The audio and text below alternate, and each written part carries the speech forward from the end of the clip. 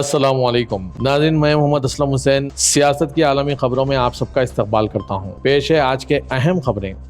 Nelson Mandela کے پوتے Mandela نے کہا ہے کہ فلسطینیوں کو اسرائیلی قبضے میں جن مشکلات کا سامنا کرنا پڑ رہا ہے وہ جنوبی افریقہ میں سیاہ فام لوگوں نے نسل پرستی کے دوران جھیلی ہے، ان سے بھی زیادہ ہیں۔ آج رویٹرز نیوز ایجنسی سے بات کرتے ہوئے 51 سالہ منڈیلا نے کہا ہے کہ ہم میں سے بہت سے لوگ جنہوں نے فلسطینیوں کے مقبوضہ علاقوں کا دورہ کیا ہے وہ صرف ایک ہی نتیجے پر پہنچے ہیں کہ فلسطینی نسل پرستی کی اس سے کہیں زیادہ بدتر شکل کا سامنا کر رہے ہیں جو ہم نے کبھی نہیں جھیلی۔ انہوں نے مزید کہا، ہمیں یقین ہے کہ عالمی برادری کو فلسطینیوں کی حمایت جاری رکھنی چاہیے، بالکل اسی طرح جیسے وہ ہمارے ساتھ کھڑے تھے۔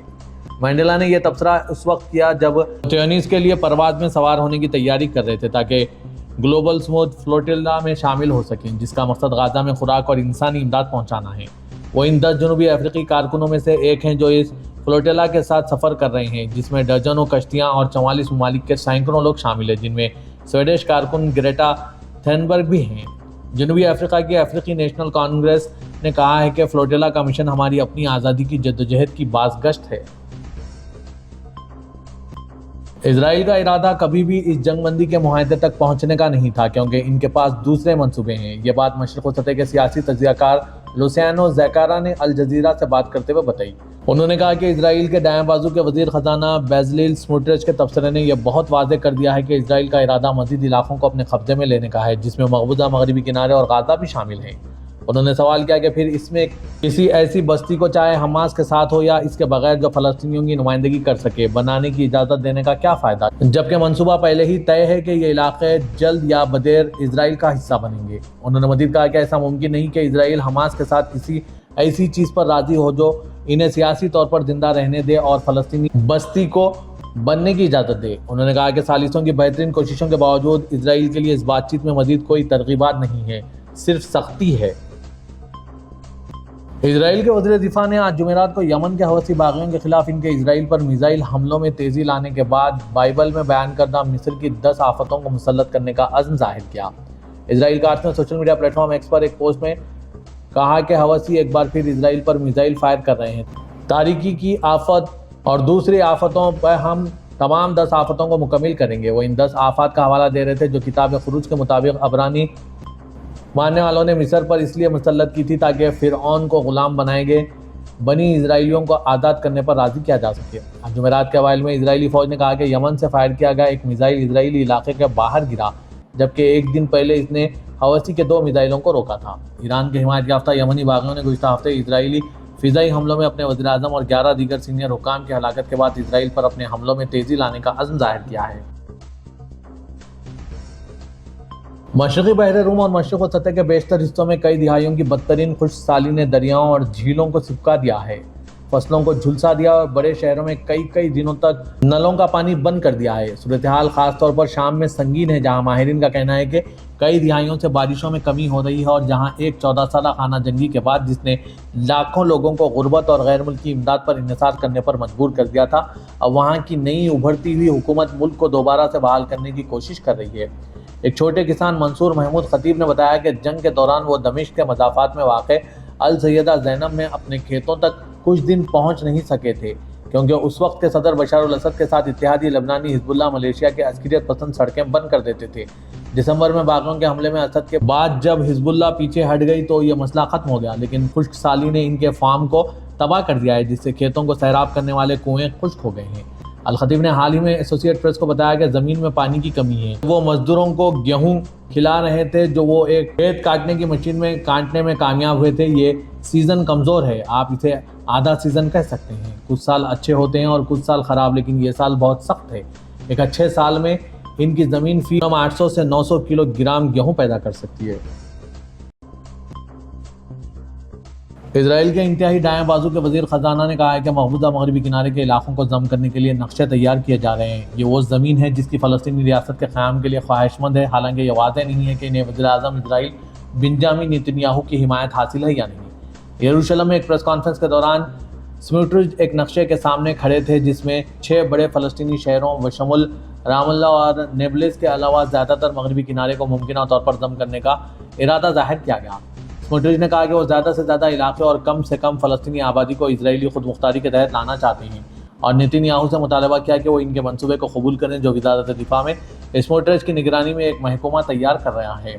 उन्होंने कहा यहूदिया और सामरिया पर इजरायली खुद मुख्तारी का इतलाक़ करने का वक्त आ गया है ताकि हमारी इसी छोटी सी ज़मीन को तकसीम करने और इसके मरकज़ में एक दहशतगर्द रियासत क़ायम करने के ख्याल को हमेशा के लिए एजेंडे से हटाया जा सके।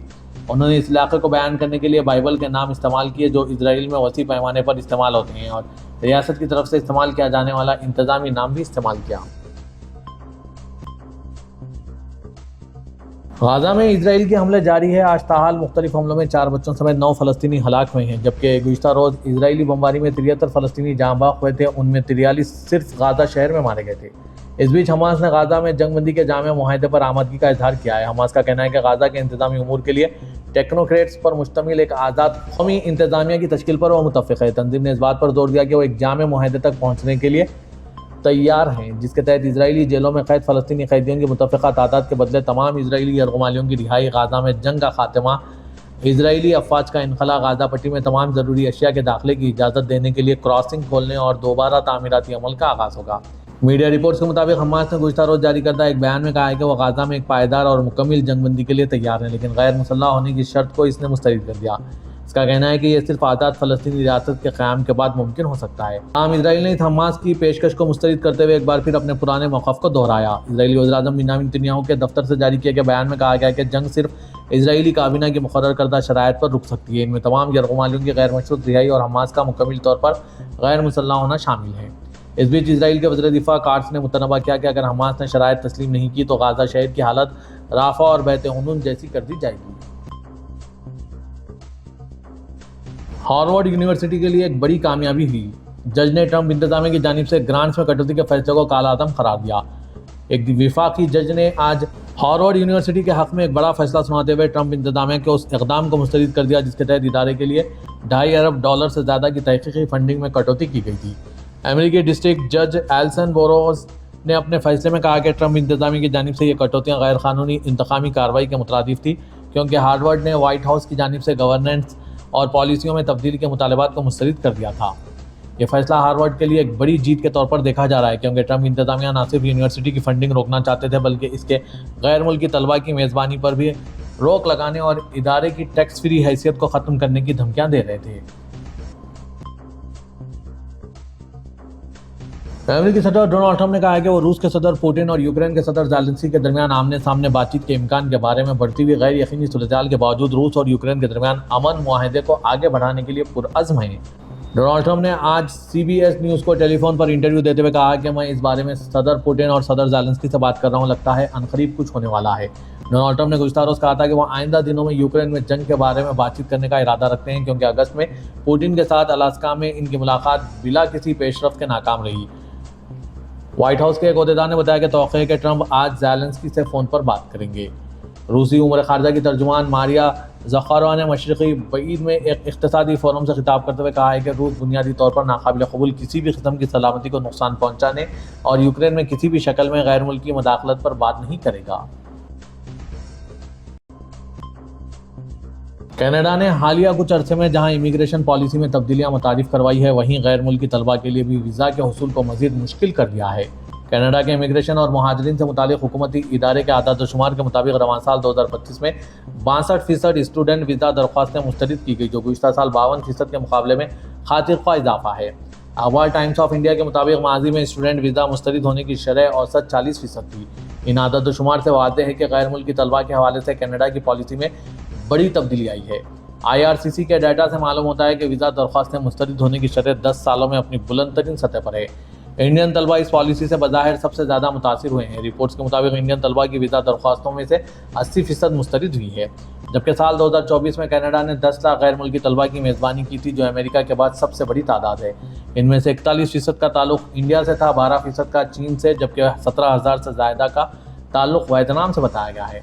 इमिग्रेशन माहिरीन का कहना है कि हाउसिंग मसाइल और इंफ्रास्ट्रक्चर पर दबाव के बाद कनाडा की हुकूमत को अंदरूनी दबाव का सामना है। چین دیگر ممالک کے ساتھ سفارتی تعلقات استوار کرتے ہوئے کسی تیسرے فریق کو نشانہ نہیں بناتا۔ یہ بات چین کی وزارت خارجہ نے آج جمعرات کو کہی۔ امریکی صدر ڈونلڈ ٹرمپ کے اس تبصرے کے جواب میں کہ چین، روس اور شمالی کوریا امریکہ کے خلاف سازش کر رہے ہیں، آج بیجنگ میں ایک بڑی فوجی پریڈ شروع ہونے پر ٹرمپ نے سوشل میڈیا پر چینی صدر شی جن پنگ کو مخاطب کرتے ہوئے دوسری جنگ عظیم کے دوران جاپان سے آزادی حاصل کرنے میں چین کی مدد کرنے میں امریکہ کے کردار کو اجاگر کیا۔ ڈونلڈ ٹرمپ نے مزید کہا کہ براہ کرم پوٹن اور کم جونگ ان کو میری نیک تمنائیں پہنچائیں، جیسا کہ آپ سب امریکہ کے خلاف سازش کر رہے ہیں۔ ایٹمی حملہ کرنے کی صلاحیت رکھنے والے میزائل کا تصور کیجئے جس کی رینج 5 سے 10,000 کلومیٹر نہیں بلکہ 20,000 کلومیٹر ہے۔ آسان الفاظ میں یہ میزائل دنیا کے نقشے کے کسی بھی کونے کو نشانہ بنانے کی صلاحیت رکھتا ہے۔ میزائل جو ایک وقت میں 10 مختلف مقامات پر حملے کر سکتے ہیں۔ اس کے علاوہ پانی میں تیرنے والے ڈرون، عین مطابق حملے کرنے کی صلاحیت رکھنے والے لیزر میزائل۔ سائنس فکشن کی طرح لگنے والے یہ ہتھیار چین کی پیپلز لبریشن آرمی نے سڑکوں پر لائے ہیں۔ آج بیجنگ میں یوم فتح پریڈ میں چین نے بے خوفی سے اپنی فوجی طاقت کا مظاہرہ پیش کیا۔ دوسری جنگ عظیم میں جاپانی حملے کے خلاف چین کی فتح کی 80ویں سالگرہ کی یاد میں منعقد کی گئی پیپلز لبریشن آرمی کی پریڈ میں دکھایا گیا کہ ایسے ہی ایک مشہور ہتھیار LY-1 لیزر تھا۔ 8 پہیوں والے HZ-155 بختر بند ٹرک پر نصب یہ لیزر ہتھیار دشمن کے ہتھیاروں اور آلات کے آپٹیکل سینسرز کو مؤثر طریقے سے تباہ کر سکتا ہے۔ چینی دفاعی تجزیہ کاروں کا کہنا ہے کہ یہ لیزر ہتھیار سمندری جنگ کے کھیل کو حیران کن طور پر بدل دے گا۔ چین کا سرکاری اخبار گلوبل ٹائمز LY-1 لیزر کے بارے میں لکھتا ہے کہ یہ ڈائریکٹ انرجی ہتھیار ہے۔ یہ نیول لیزر سسٹم بنیادی طور پر ڈرونز اور میزائلوں کو تباہ کرنے کے لیے بنایا گیا ہے۔ اسے زمین کے ساتھ ساتھ سمندر میں بھی استعمال کیا جا سکتا ہے۔ ترکیہ نے افغانستان کے صوبے میں آج زلزلے کے 17 افراد کے لیے انسانی امداد روانہ کر دی ہے۔ ترکیہ کی وزارت دفاع نے آج social media platform x سے جاری کردہ بیان میں کہا کہ افغانستان کے صوبے کنٹرو میں زلزلے کے بعد ترک فضائیہ کا امدادی سامان سے لدا A400M طیارہ ضلع قیصری کے ارکلت ہوائی اڈے سے روانہ ہو گیا۔ یہ امدادی سامان ترکیہ محکمہ آفات و ہنگامی حالات اور ترک ہلال احمر کی جانب سے تیار کیا گیا ہے۔ صوبے کے ایک طالبان اہلکار نے نام پوشیدہ رکھنے کی شرط پر اناتولیہ خبر ایجنسی کو بتایا ہے کہ کچھ امدادی سامان گزشتہ رات دور دراز علاقوں میں پہنچنا شروع ہوا کیونکہ عبوری انتظامیہ نے ابتدائی طور پر لوگوں کو محفوظ مقامات پر منتقل کرنے کا منصوبہ بنایا تھا۔ اہلکار نے کہا ہے کہ مقامی لوگوں نے اپنے عزیزوں کی لاشیں ملبے تلے ہونے کی وجہ سے محفوظ مقامات پر منتقل ہونے سے انکار کر رہے ہیں۔ اس کے بعد ہم نے خیمے اور دیگر ضروری اشیاء تقسیم کرنا شروع کر دیا ہے۔ سعودی عرب کے مسام منصوبے نے یمن کے مختلف علاقوں سے 968 بارودی سرنگیں مٹا دی ہے۔ تازہ ترین اعداد و شمار سے یہ انکشاف ہوا ہے۔ Bin Salman humanitarian aid and relief centre جو اس اقدام کو چلاتا ہے، اس نے بتایا کہ 4 افراد کی کش بارودی سرنگیں، 32 ٹینک شکن بارودی سرنگیں، 925 غیر دھماکہ خیز مواد اور 7 دھماکہ خیز ڈیوائسز ہٹائی گئی ہے۔ اس منصوبے کے تحت اگست کے مہینے میں تقریباً 4735 بارودی سرنگوں کو مٹایا گیا۔ 2018 میں اس اقدام کے آغاز کے بعد سے اب تک 5,12,323 سے زائد بارودی سرنگیں صاف کی جا چکی ہے۔ سعودی ولی عہد و وزیر اعظم شہزادہ محمد بن سلمان نے ریاض میں امارات کے صدر شیخ محمد بن زاید ال نہیان کا خیر مقدم کیا ہے۔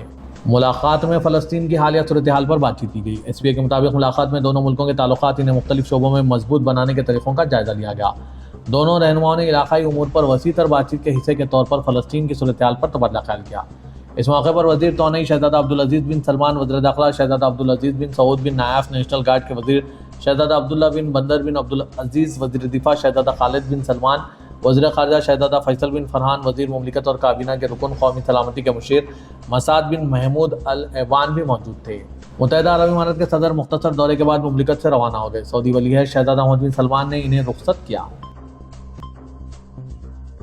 سعودی وزارت حج و عمرہ نے خادم حرمین شریفین شاہ سلمان بن عبدالعزیز کے منصوبے کا آغاز کیا ہے، جس کا مقصد مسجد قباء کی توسیع اور اس کے گرد و نواح کی ترقی۔ سبق ویب سائٹ کے مطابق یہ اقدام مدینہ منورہ ریجن ڈیولپمنٹ اتھارٹی کے تعاون سے کیا جا رہا ہے۔ یہ منصوبہ اسلام کی پہلی مسجد کی سب سے بڑی توسیع ہے، جس کے بعد مسجد کی گنجائش 66,000 سے زائد نمازیوں تک پہنچ جائے گی اور اس کا رقبہ 50,000 مربع میٹر سے تجاوز کرے گا تاکہ بڑھتی ہوئی تعداد میں آنے والے زائرین اور نمازیوں کو بہتر سے بہتر سہولت فراہم کی جا سکے۔